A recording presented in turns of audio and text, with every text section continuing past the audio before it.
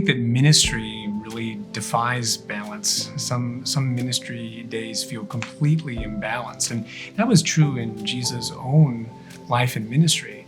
But it's interesting, the question starts to get at, I think, the answer, which is how can we be faithful with what God has given us in a given day? In other words, pausing to ask, how can I be a wise steward of the time, the resources, the energy, the particular responsibilities that God has given me? I find that if I don't pause and seek the Lord, it feels like a muddy mess sometimes. And when I take the time to ask those kinds of questions, it helps me to know what I ought to say yes to and what I ought to say no to.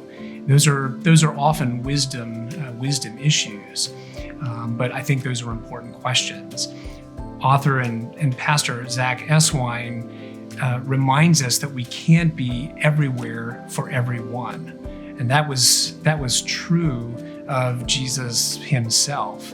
By definition, as he came as a man, he was limiting himself. He could only go to certain places geographically. He didn't heal every single person. He didn't visit every single place. And he was the Messiah. And we are certainly not Messiah to anyone, but it's important that we seek to be faithful to the responsibilities that God has given us. Sometimes we take on more than we should. We take on other people's expectations. So that's why coming before God and asking for help in discerning that is really important.